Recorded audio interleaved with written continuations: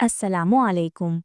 প্রেগন্যান্সিতে এমনও কিছু কাজ আছে যেগুলো এড়িয়ে না চললে মা এবং অনাগত শিশুর জন্য ঝুঁকি তৈরি হতে পারে। প্রথমত, প্রেগন্যান্সিতে নিজের ইচ্ছে মতো কোনো ওষুধ খাবেন না। সাধারণ মনে হলেও অনেক ওষুধ বেবির অঙ্গপ্রত্যঙ্গের বিকাশে ক্ষতি করতে পারে। দ্বিতীয়ত, ধূমপান বা সিগারেটের ধোঁয়া থেকে দূরে থাকবেন। এতে শিশুর শরীরে অক্সিজেনের পরিমাণ কমে যায়, যার ফলে কম ওজন বা প্রিম্যাচার বেবি জন্মাতে পারে। তৃতীয়ত, কাঁচা বা অর্ধসিদ্ধ খাবার খাওয়া থেকে বিরত থাকবেন। এসব খাবার থেকে সংক্রমণ হতে পারে, যা গর্ভের শিশুর জন্য মারাত্মক হতে পারে।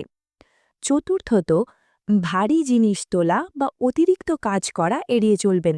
এতে রক্তপাত, তলপেটে ব্যথা, এমনকি গর্ভপাতের ঝুঁকিও বেড়ে যায়। পঞ্চমত, প্রেগন্যান্সির মাঝামাঝি সময়ের পর চিত হয়ে দীর্ঘ সময় শোবেন না।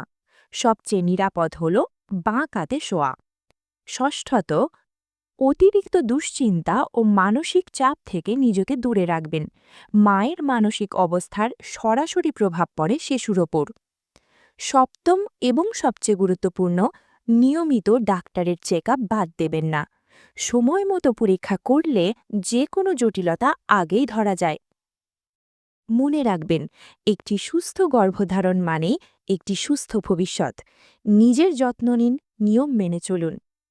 এই ভিডিওটি যদি সামান্যতম উপকারে আসে, দয়া করে এই ভিডিওতে একটি লাইক দিন, আপনার মূল্যবান কমেন্টে মতামত জানান, আর এই ধরনের মূল্যবান ভিডিও পেতে আমাদের চ্যানেলটি সাবস্ক্রাইব করুন।